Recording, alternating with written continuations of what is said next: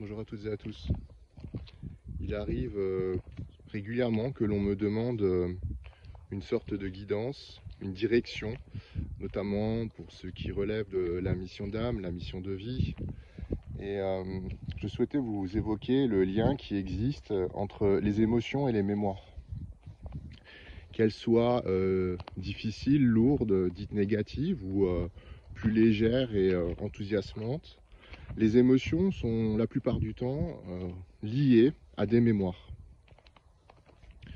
Et donc, lorsqu'on souhaite savoir dans quelle direction aller dans sa vie, que l'horizon ne semble pas dégagé, que l'on ne parvient pas à mettre à jour ce qui nous fait vibrer, il suffit simplement de suivre la joie, l'enthousiasme, l'exaltation, l'émerveillement. Indépendamment de trouver un objectif concret, un projet tout à fait matériel, palpable, il suffit plus simplement d'être attentif aux émotions qui sont en lien avec cette exaltation du cœur. Car le cœur est magnétique et la pensée est électrique. Ainsi, le cœur garde en mémoire quantité d'informations.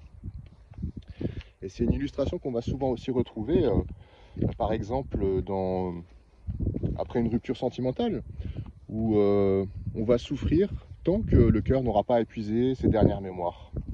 Pareillement, quand on va détester quelqu'un, il va aussi s'ancrer durablement dans notre être, en profondeur, à l'image de l'amour, puisque l'amour et la haine sont les deux versants d'une même pièce. A contrario, une personne qui nous laissera indifférente, on aura vite fait de l'oublier. On aura vite fait de ne pas garder mémoire de l'avoir rencontré. Pour la rancune, il en est de même. Tant, par exemple, pour une parole blessante, tant que cette parole blessante alimentera une mémoire de souffrance dans le cœur, alors on sera dans un sentiment de rancune. Et le jour où cette mémoire sera épuisée, à ce moment-là, on en sera libéré.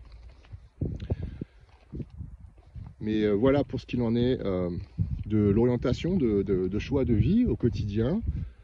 C'est de se résoudre à rechercher la joie, l'exaltation, l'enthousiasme. L'enthousiasme qui étymologiquement vient de Intheos, en Dieu.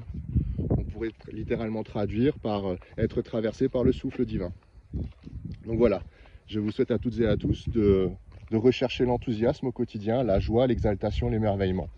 Car assurément, cette guidance du cœur saura vous épanouir. À très bientôt.